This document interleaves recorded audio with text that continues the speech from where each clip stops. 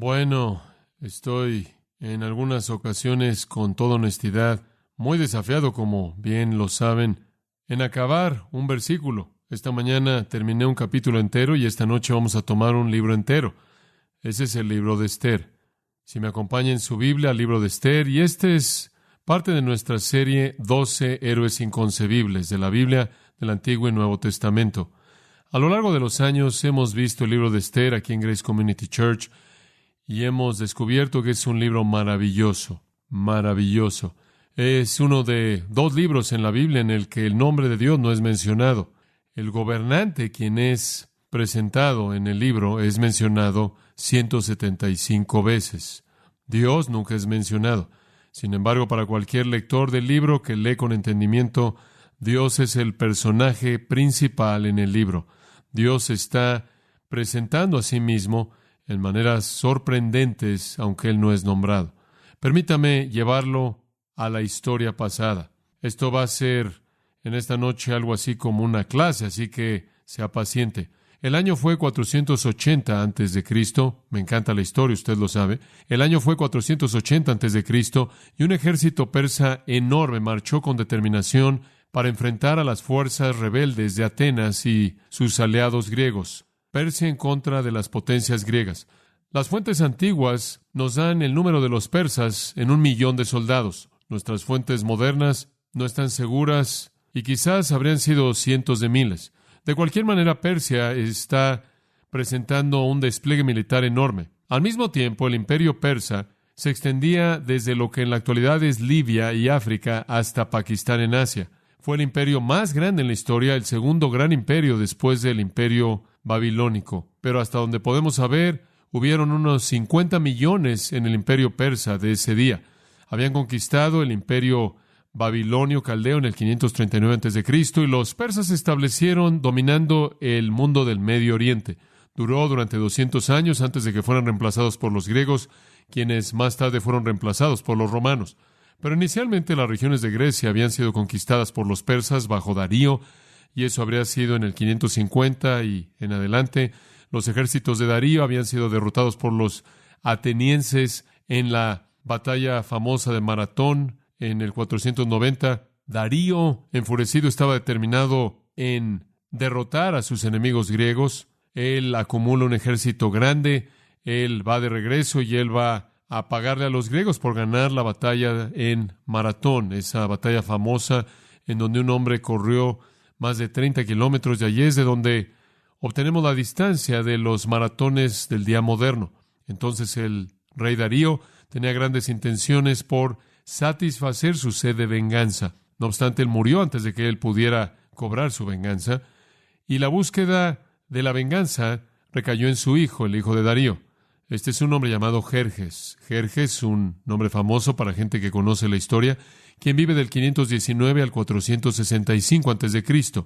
Él llega al poder en el 486, y cuando él llega al trono, su primer responsabilidad es enfrentar a Egipto en Babilonia porque le están dando problemas y él tiene que sujetarlos. Él no puede enfocarse en Grecia, él no puede cobrar la venganza de su padre en contra de ellos, pero para el año 481 él está listo para atacar.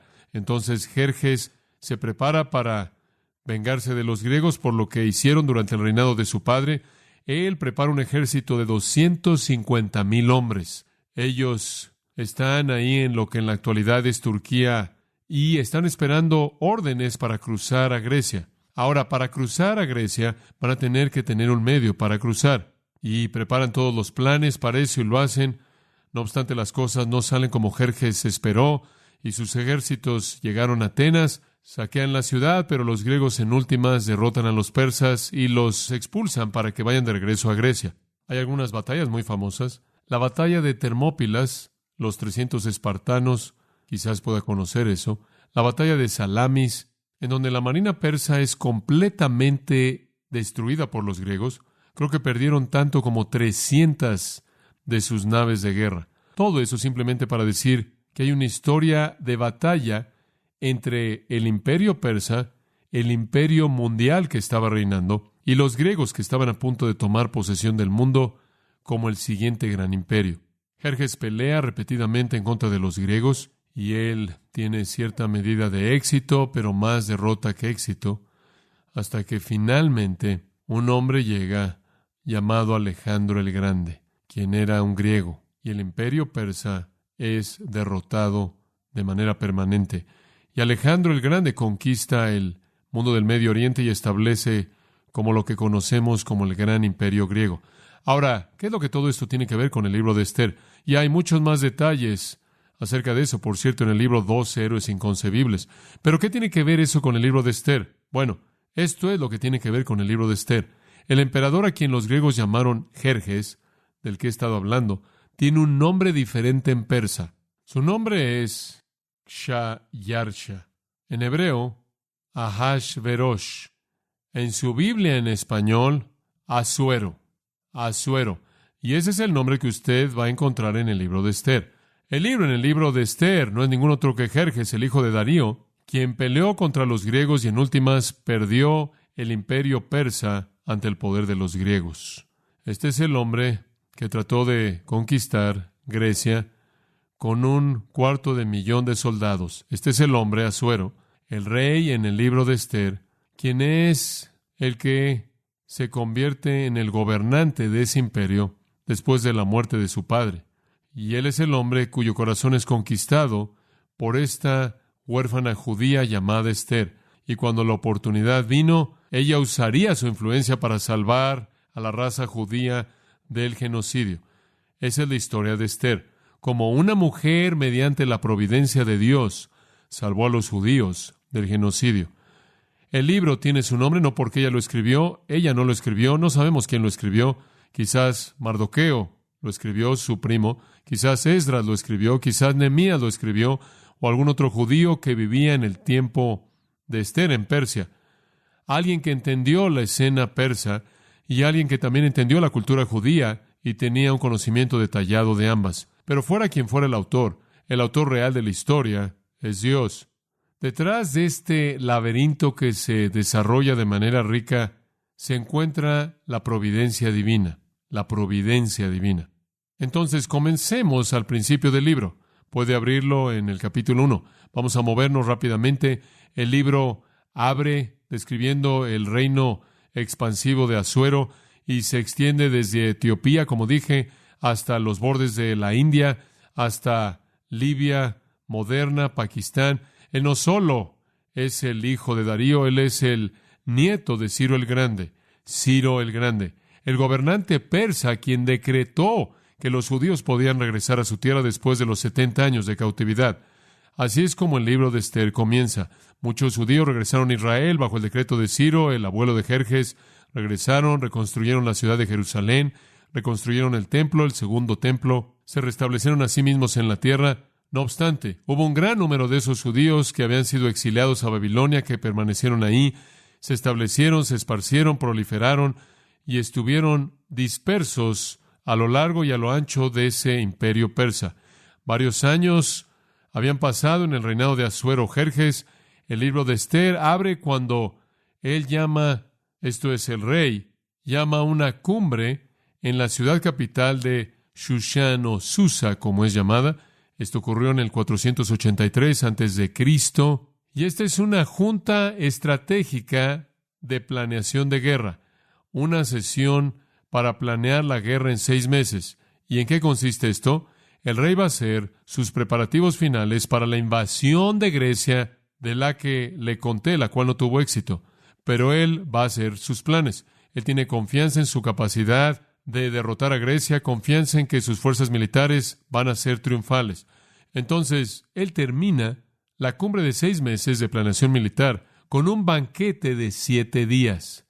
Ahora observen su Biblia y observe Esther capítulo 1 y vemos la celebración extravagante que se presenta debido a la victoria que se espera. Habían cortinas de lino blanco y azul, versículo 6, tendidos sobre cuerdas de lino y púrpura, en anillos de plata y columnas de mármol, los reclinatorios de oro y plata sobre losado de pórfido y de mármol, y de alabastro y de jacinto, y daban a beber en vasos de oro, y vasos diferentes unos de otros, y mucho vino real, de acuerdo con la generosidad del rey. Esta es una orgía de embriaguez de 7 días, por así decirlo. En el séptimo día de la fiesta, Asuero, después de una semana de embriagarse y de dar rienda suelta a sus pasiones, decide que quiere desfilar a su esposa, ¿verdad? Su nombre es Vasti, la reina Vasti. Entonces, él le manda a su esposa aparecerse en el séptimo día y presentarse a sí misma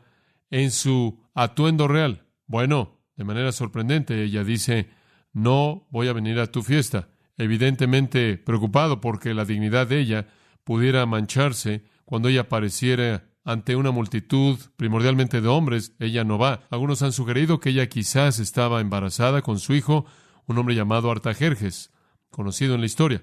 Ella estaba incómoda con ser vista en público. Ella dijo: yo no voy. Asuero está furioso. Esto es insubordinación pública. Esto es vergüenza pública. Esto es hacerlo verse mal con la corte real, como también con toda la gente que estaba ahí. Y, según el capítulo 1, versículos 17 y 18, él tiene miedo de que la acción de la reina comience con un movimiento de liberación de mujeres, que si la reina puede salirse con la suya, entonces toda mujer va a hacer esto. Entonces se la destituye. Ella ya no es la reina. Y él esparce el reporte de que ella está acabada. Él anuncia su intención entonces de que él va a conseguir a una nueva reina. Él va a conseguirse una nueva reina. Y él expresa de manera muy clara que nadie puede desobedecer al rey, ni siquiera a la reina. De lo contrario, ella será destituida y reemplazada. Asuero, por cierto, tiene un temperamento violento y se desplegó a sí mismo en esta acción en contra de su reina. Apenas un año después, para que su ejército enorme marchara desde Turquía, en donde estaban agrupados, como dije, a Grecia, Asuero ordenó que puentes fueran construidos para cruzar esa parte de agua estrecha entre el Mar Negro y el Mediterráneo. Necesitaban cruzar para llegar a Grecia. No obstante, los puentes fueron destruidos en una tormenta antes de que las tropas pudieran usarlos. Asuero estaba furioso porque la tormenta había destruido los puentes que habían construido. Él pensó que los ingenieros los habían construido mal y por eso reunió a todos los ingenieros y les cortó la cabeza. Él entonces estaba furioso con el agua. Entonces, Heródoto, el historiador griego, dice que él envió soldados al agua con látigos, demandando que golpearan el océano 300 veces por su insubordinación. Y después él envió soldados que aventaron cadenas al agua para someter al agua y apuñalar al agua con hierros rojos por estar tan calientes. Obviamente, esto es enojo irracional, pero esto quizás puede darnos cierta explicación para entender por qué trató a su reina como lo hizo. 4 años pasan y no hay reina. Según Esther capítulo 2, versículo 16, 4 años pasan antes de que él llegue a escoger a una reina nueva. ¿Por qué 4 años? La respuesta se encuentra en su invasión de 2 años que no tuvo éxito de Grecia, de lo que hablamos cuando iniciamos. La invasión de Grecia sucede en esos 2 años y ocupan su atención de tal manera que él no puede enfrentar el asunto de establecer una reina. La invasión de 2 años de Persia en Grecia históricamente encaja exactamente entre la destitución de Vasti en el 483 o 482 y la coronación de Esther en el 479 o 478.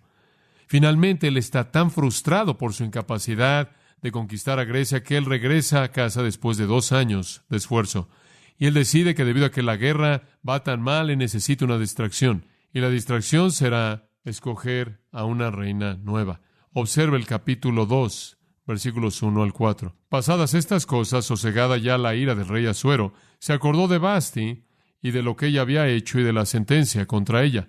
Y dijeron los criados del rey, sus cortesanos: busquen para el rey jóvenes vírgenes de buen parecer, y ponga el rey personas en todas las provincias de su reino, que lleven a todas las jóvenes vírgenes de buen parecer a Susa, residencia real, a la casa de las mujeres, al cuidado de Hegai, eunuco del rey, guarda de las mujeres, y que les den sus atavíos.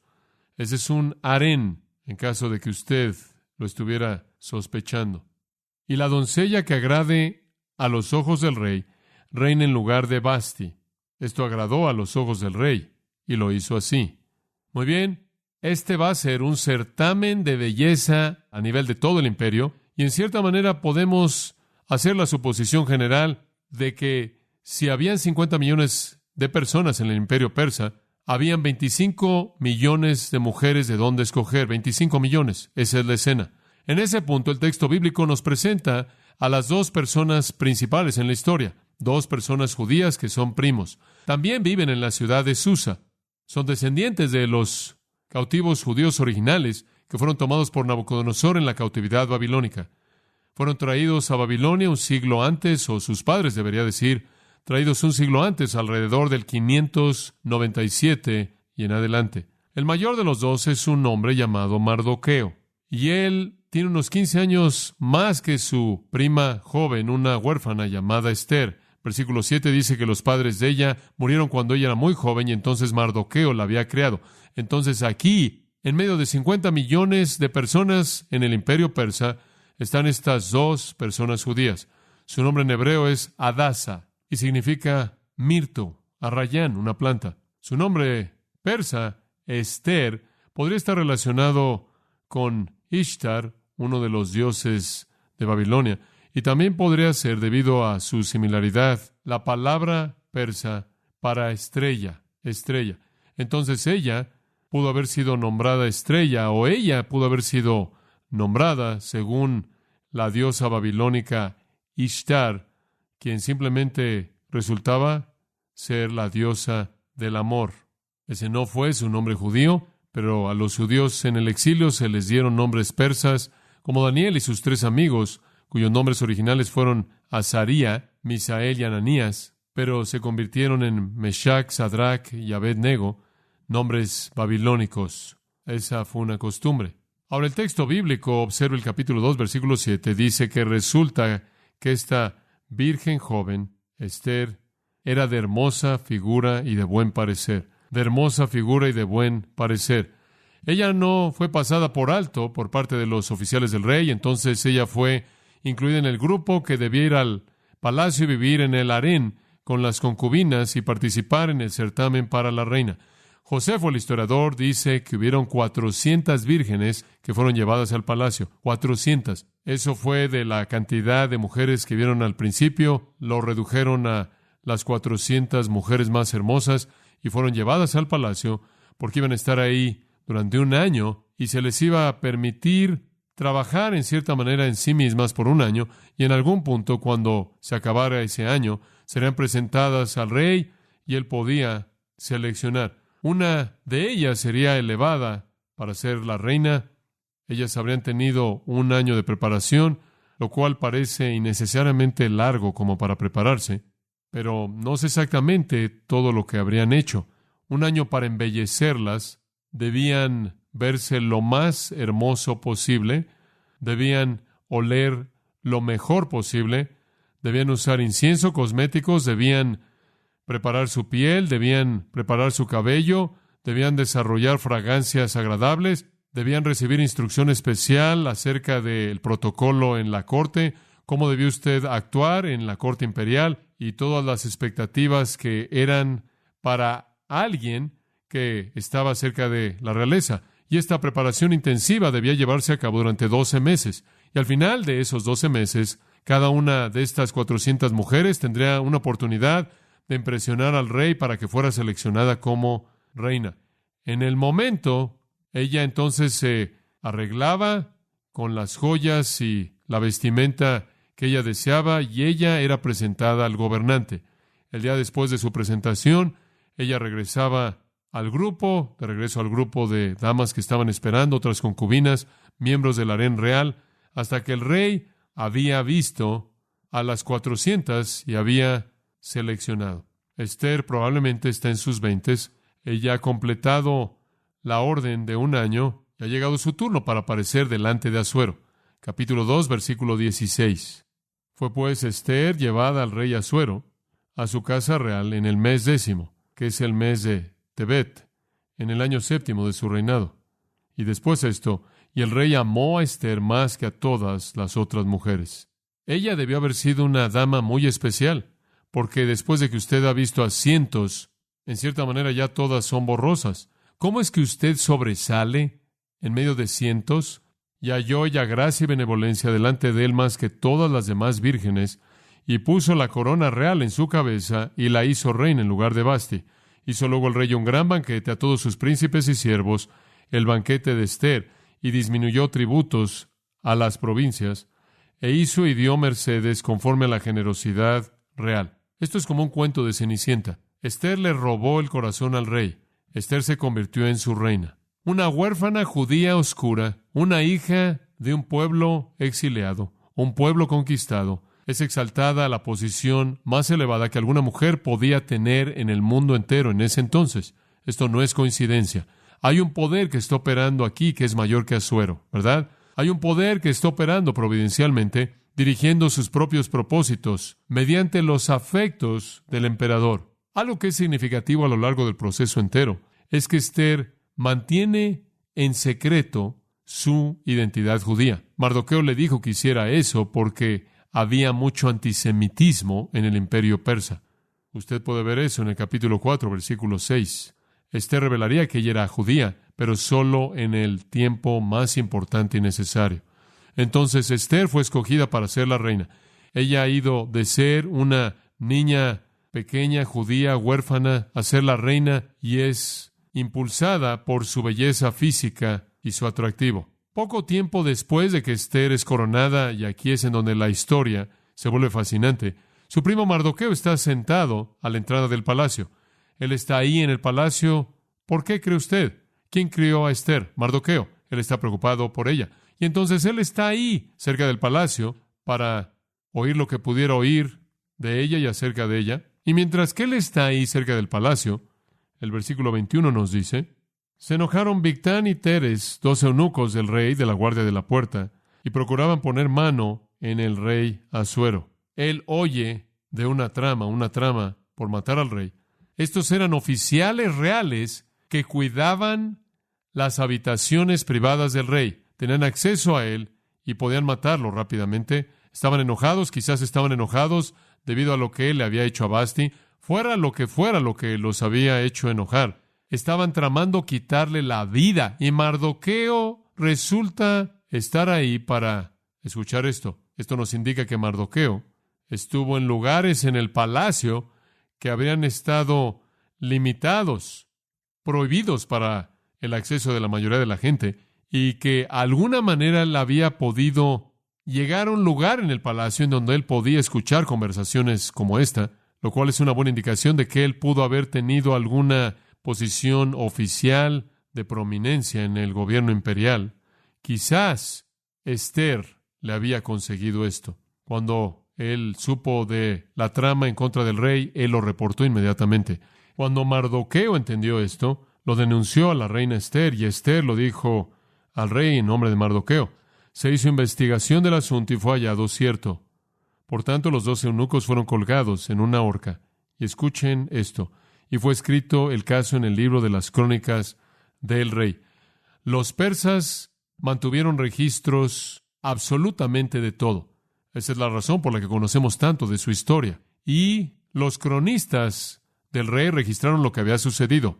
El plan que había sido escuchado por Mardoqueo, que Mardoqueo le había informado a Ester, y Ester le había informado al rey, y la vida del rey había sido librada, y los 2 conspiradores fueron colgados. Las acciones de Mardoqueo fueron entonces escritas en el registro real. ¿Por qué hicieron eso?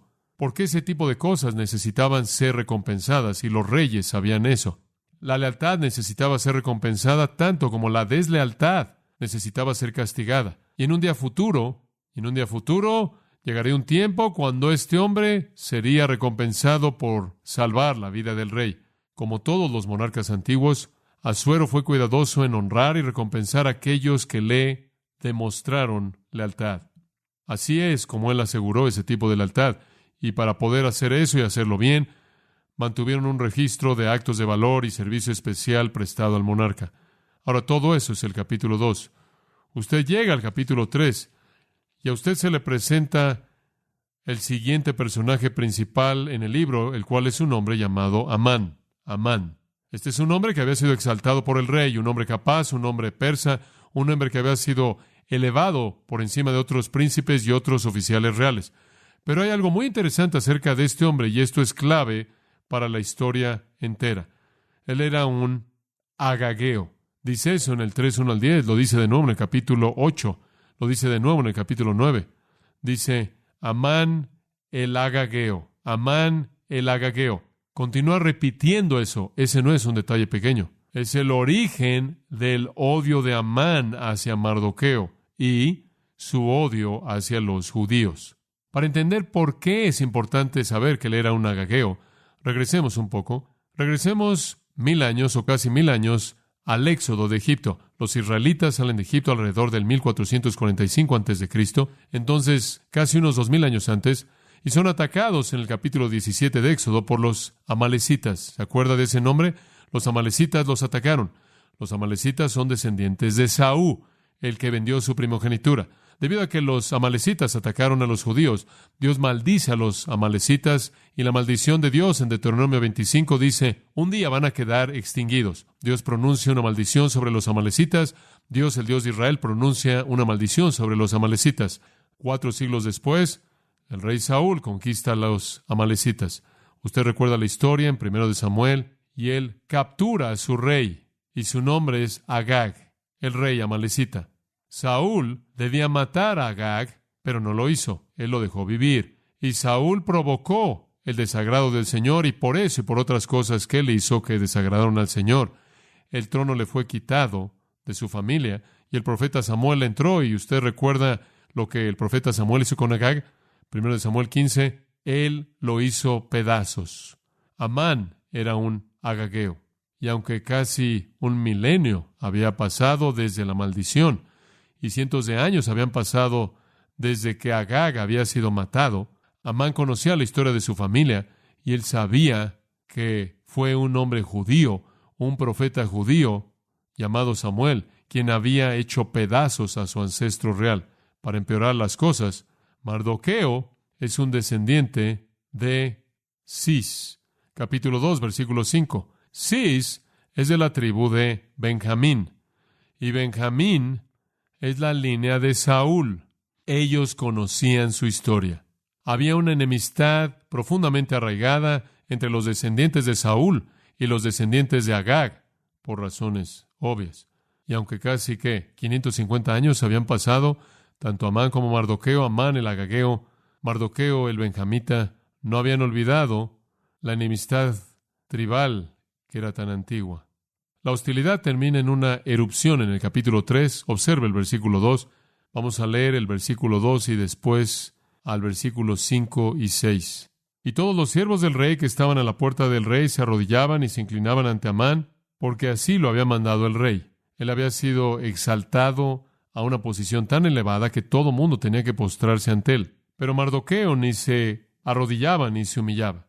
El enojo estaba profundamente arraigado en su corazón. Él no tenía nada más que enemistad hacia el descendiente amalecita que estaba bajo maldición. Y vio a Amán que Mardoqueo ni se arrodillaba ni se humillaba delante de él, y se llenó de ira.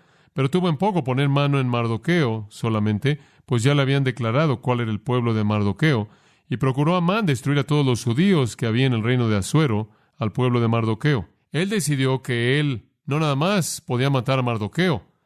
De lo contrario, el pueblo de Mardoqueo vendría y lo mataría a él. Entonces él simplemente va a matar a todos ellos, Entonces, ¿qué hace Amán? Él acude a los magos y a los astrólogos y él dice, quiero que determinen el día óptimo al ver sus fuentes místicas y encontrar un día en el que sean aniquilados los judíos y tendremos genocidio por todo el imperio persa en ese día. Él entonces va al rey y le dice al rey, esta nación, este imperio persa está lleno de judíos y son una amenaza al emperador. Son una amenaza para tu trono y para tu imperio, y deberían ser eliminados. Y él dice, deberían ser matados remontándonos hasta Israel. Necesitamos regresar a Israel y matarlos a todos ellos, inclusive aquellos que han regresado. Amán dice, son una amenaza para tu trono. Además, si los matamos a todos, podemos confiscar toda su propiedad y todo su botín y todo lo que es de ellos y una gran suma de dinero entrará al tesoro real. Asuero dice, gran idea.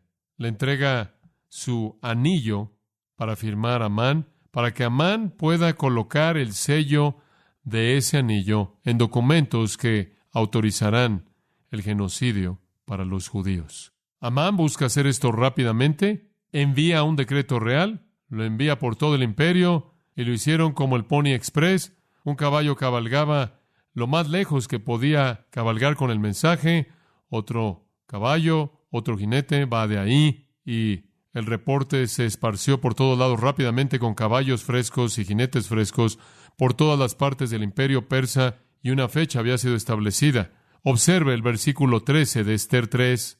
Para destruir, matar y exterminar a todos los judíos, jóvenes y ancianos, niños y mujeres, todos ellos. En el versículo 3 del capítulo 4 dice, y en cada provincia y lugar donde el mandamiento del rey y su decreto llegaba, tenían los judíos gran luto, ayuno, lloro y lamentación, cilicio y ceniza era la cama de muchos. Un mensaje se extendió por el imperio persa inmenso rápidamente, que una fecha se había establecido para que la gente en todas sus regiones locales mataran a los judíos. Luego que supo Mardoqueo todo lo que se había hecho, rasgó sus vestidos, se vistió de cilicio y de ceniza, y se fue por la ciudad clamando con grande y amargo clamor. Él lloró abiertamente ante este acto horrendo, el homicidio masivo de la población judía entera. ¿Acaso esta fue una venganza simple por parte de Amán? No, es mucho más grande que eso. Satanás está involucrado en esto. Satanás está involucrado en los esfuerzos por exterminar al pueblo judío y de esta manera detener el propósito de Dios de redención a favor de ellos. Bueno, no se necesitó mucho tiempo para que las noticias llegaran a Esther. Ella recibe el mensaje. Mardoqueo informa a Esther de lo que Amán ha tenido éxito en lograr. Inclusive le da una copia del decreto real. Y le dice a ella, Esther, tienes que acudir al rey y rogar por las vidas de tu pueblo.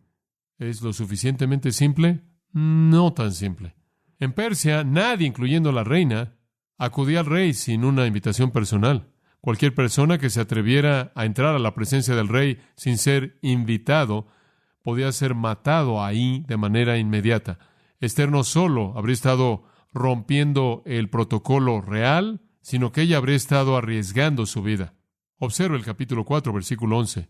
Todos los siervos del rey y el pueblo de las provincias del rey saben que cualquier hombre o mujer que entra en el patio interior para ver al rey, sin ser llamado, una sola ley hay respecto a él: ha de morir, salvo aquel a quien el rey extendiera el cetro de oro, el cual vivirá. Y yo no he sido llamada para ver al rey estos 30 días. El rey ni siquiera la había visto en 30 días. Tenemos que ser honestos y decir que él tenía muchas otras mujeres. Él no llega a Esther durante un mes. Ella tenía miedo de violar potencialmente a su marido irracional, quien había destituido a Vasti por un acto de insubordinación.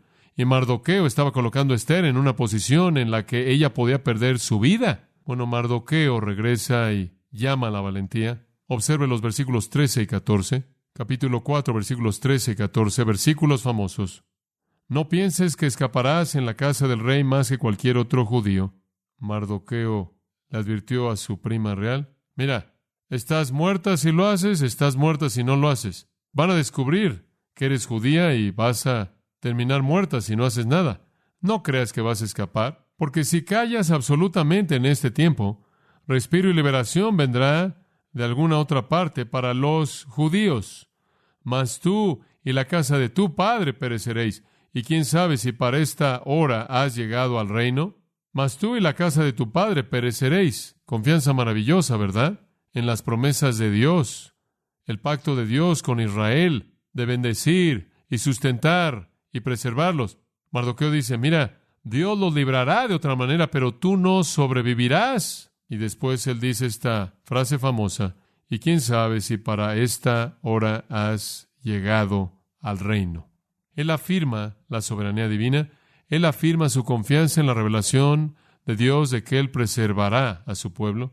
Pero él también entiende que Esther puede perecer y él puede perecer, y muchos otros judíos pueden perecer si ella no actúa. Ahí en el versículo 16, aferrándose a su función divinamente concedida, leemos en el versículo 16, ve y reúne a todos los judíos que se hallan en Susa, y ayunad por mí, dice, y no comáis ni bebáis en 3 días, noche y día. Yo también con mis doncellas ayunaré igualmente, y entonces entraré a ver al rey, aunque no sea conforme a la ley, y si perezco, que perezca. Aun si le costaba su vida, ella hará lo que pueda por proteger a su pueblo. Esther no menciona la oración, pero ella menciona el ayuno. No había ayuno sin oración. Durante 3 días, ella y otros ayunaron y oraron. Sus doncellas, es muy probable que habrían sido otras niñas judías que la acompañaron en esa oración. Ella entonces se aproxima al trono. Debió haber sido un momento tenso. Los segundos que ella esperó por ver si el rey extendería su cetro a ella y le daría la bienvenida a su belleza, a su presencia, para enfatizar su respuesta. Capítulo 5, versículo 3. Ella viene, él la vio, él extiende el cetro y él hace una pregunta, en una hipérbole típica real. ¿Qué tienes, reina Esther? ¿Y cuál es tu petición? Hasta la mitad del reino se te dará. De nuevo, él queda impresionado por la belleza de ella y su presencia. Ella no quiere la mitad del reino. Ella no quiere nada del reino. Ella quiere la vida de su pueblo. Entonces, la respuesta de Esther fue una petición simple, y aquí está su respuesta.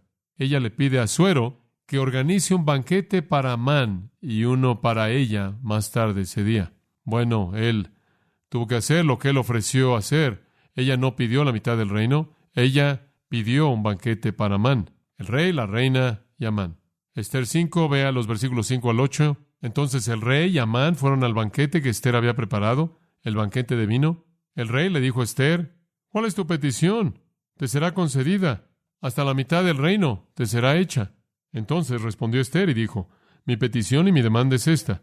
Si haya hallado gracia ante los ojos del rey, y si place al rey otorgar mi petición y conceder mi demanda, que venga el rey con Amán a otro banquete que les prepararé, y mañana haré conforme a lo que el rey ha mandado. ¿Qué es esto?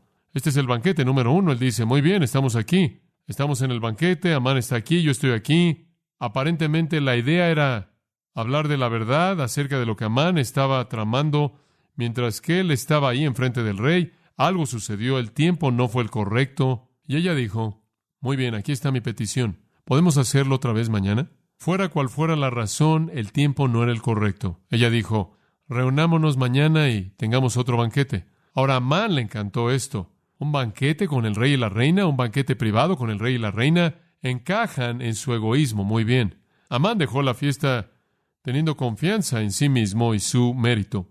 No solo Asuero lo había exaltado y lo había elevado, había estado de acuerdo con su petición de exterminar a los judíos, pero ahora el rey y la reina lo habían invitado no solo a uno, sino a 2 banquetes exclusivos. Ningún honor más elevado podía darse a algún ser humano que comer con el rey, humanamente hablando. Entonces Amán se dirige de regreso a su casa. Camino a su casa, él pasa por la puerta del rey y ve a Mardoqueo, y simplemente enloquece de enojo. Él va a casa y él dice, tengo que deshacerme de este hombre. Entonces voy a levantar una horca y lo voy a ejecutar en la mañana. Solución perfecta. Este descendiente de Saúl, este judío. Esa noche Amán durmió muy bien. Esto es sorprendente. Soñó en su venganza al día siguiente. Por otro lado, Asuero está de regreso en el palacio. Se voltea y no está tranquilo. Capítulo 6 ahora. Se voltea y no se queda dormido. Se voltea y no está tranquilo, no puede dormir. Fuera cual fuera la causa de su insomnio, él hace algo realmente extraño. Él pide que los registros reales les sean leídos. Vayan por los registros reales. Bueno, los registros reales. Él había estado reinando durante años y los registros reales se remontaban aún antes de él a su padre y a su abuelo. Vayan por los registros reales. Bueno, podía haber mucho de dónde escoger. Alguien fue por los registros reales. Creo que él pensó, como contar ovejas, que la monotonía de leer los registros reales, como leer los teléfonos en un directorio, lo haría quedarse dormido. Entonces alguien trae los registros reales y él comienza a leer. Y lo que él lee es el relato de la acción de Mardoqueo al exhibir a los dos conspiradores que tramaron y planearon matarlo.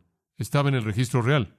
Él lo había olvidado. Capítulo 6, versículos 2 y 3. Entonces hallaron escrito que Mardoqueo había denunciado el complot de Bigtán y de Teres, 2 eunucos del rey, de la guardia de la puerta, que habían procurado poner mano en el rey Asuero. Y dijo el rey: ¿qué honra o qué distinción se hizo a Mardoqueo por esto? Y respondieron los servidores del rey, sus oficiales: nada se ha hecho con él 5 años antes. Mardoqueo había reportado el complot, nunca había sido recompensado. Bueno, un Asuero quiere asegurarse de que rectifique eso. Mientras tanto, en la mañana, Amán regresa a la corte real en donde él trabaja y él acude al rey y le pregunta al rey si él puede autorizar la ejecución de Mardoqueo. Él va a ir y va a conseguir permiso para ahorcar a Mardoqueo. Pero antes de que él pueda decir algo, Asuero le hace una pregunta. Capítulo 6, versículo 6. ¿Qué se hará al hombre cuya honra desea el rey? Y dijo Amán en su corazón. Él piensa que es él. ¿Qué hago para un hombre a quien quiero honrar? Oh, Amán dice: traigan el vestido real de que el rey se viste, y el caballo en que el rey cabalga, y la corona real que está puesta en su cabeza, y den el vestido y el caballo en mano de alguno de los príncipes más nobles del rey, y vistan a aquel varón cuya honra desea el rey, y llévenlo en el caballo por la plaza de la ciudad, y pregonen delante de él: así se hará al varón cuya honra desea el rey. En un giro sorprendente de expectativas, Asuero dice: date prisa, toma el vestido y el caballo, como tú has dicho, y hazlo así con el judío Mardoqueo que se sienta a la puerta real. No omitas nada de todo lo que has dicho. Las cosas no están saliendo como él quería que salieran. Humillación, vergüenza, enojo. Amán no tiene alternativa. Entonces, él es el hombre que guía el desfile para Mardoqueo por toda la ciudad. Y a donde quiera que él va, él dice: así se hará al varón cuya honra desea el rey. Cuando toda esta desgracia se acaba, él se va a casa. Él está buscando consuelo en su familia y amigos. Él no lo encuentra. Versículo 13 del capítulo 6. Contó luego Amán a Zeres, su mujer, y a todos sus amigos todo lo que le había acontecido. Entonces le dijeron sus sabios y Zeres, su mujer: si de la descendencia de los judíos es ese Mardoqueo delante de quien has comenzado a caer, no lo vencerás, sino que caerás, por cierto, delante de él. Estás en problemas. Si este es un hombre judío que está siendo tan honrado por el rey y estás tratando de exterminarlo junto con todo su pueblo, estás del lado equivocado en este asunto. La situación se ha revertido. En confusión, Amán regresa al palacio. El mismo día, al segundo banquete, tratando de controlar su pulso, se sienta para otra sorpresa horrenda. El rey, de nuevo abrumado por el afecto hacia su reina, le pide lo que ella quiere. Y aquí, en el segundo banquete, ella no vacila. Capítulo 7, versículos 3 y 4. Oh rey, si he hallado gracia en tus ojos, y si al rey place, séame dada mi vida por mi petición, y mi pueblo por mi demanda. ¿Librarías mi vida y la vida de mi pueblo? Porque hemos sido vendidos, yo y mi pueblo, para ser destruidos, para ser muertos y exterminados. Asuero no podía creer lo que estaba oyendo. Amenazar la vida de la reina, la culminación de la traición. El rey está furioso. Versículo 5. ¿Quién es? ¿Y dónde está el que ha ensoberbecido su corazón para hacer esto? Está sentado en la mesa. Amán, los músculos de su cuello comienzan a ponerse tensos. Ciertamente, él piensa, la reina no es judía. Y después, con su mano apuntando al invitado a cenar, con el rostro rojo, ella dice: el enemigo y adversario es este malvado Amán.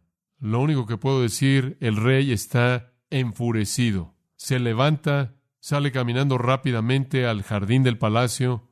Él se acordó del programa a nivel imperial que Amán le había pedido que autorizara un par de meses antes, como Amán había representado de manera equivocada al pueblo judío como una amenaza potencial para el imperio, y él literalmente había firmado el decreto para que fuera una ley que involucraba el homicidio de su propia reina. Bueno, Amán todavía está en la mesa cenando. Él cae a los pies de Ester enfrente de el mueble en donde ella está. Él rogó por su vida. Asuero, regresando del jardín, cegado por el enojo, interrumpió el ruego de Amán por misericordia. Él está a los pies de Ester y está rogando porque tenga misericordia. Y esto se ve muy parecido a un ataque en contra de la reina para el rey cuando él vuelve a entrar. Versículo 8. ¿Querrás también violar a la reina en mi propia casa? Al proferir el rey esta palabra, le cubrieron el rostro a Amán y lo llevaron para ser ejecutado. ¿Y cómo lo mataron? Lo colgaron en la horca que él había construido para Mardoqueo. ¿Qué diferencia hace un día? Sorprendente. 24 horas antes, él estaba en la cúspide. Eso fue ayer. El rey dijo, tomen toda su propiedad, dénsela a la reina. La reina se la dio a Mardoqueo, y el rey exaltó a Mardoqueo, capítulo 8, versículo 2, capítulo 9, versículo 4. El rey exaltó a Mardoqueo, y él se convirtió para el rey de Persia, como Daniel había sido para el rey de Babilonia. ¿Qué iba a hacer acerca del decreto de matar a los judíos? Porque una vez que un rey ha hecho un decreto, no puede cambiar el decreto. ¿Qué es lo que va a hacer? Él tiene que emitir otro decreto que vaya en contra del decreto previo. Capítulo 9, versículos 3 y 4. Y todos los príncipes de las provincias, los sátrapas, capitanes y oficiales del rey, apoyaban a los judíos porque el temor de Mardoqueo había caído sobre ellos. Pues Mardoqueo era grande en la casa del rey y su fama iba por todas las provincias. Mardoqueo iba engrandeciéndose más y más. Debido a que el rey había elevado a Mardoqueo a tal prominencia, ellos conocían la actitud que él tenía hacia los judíos.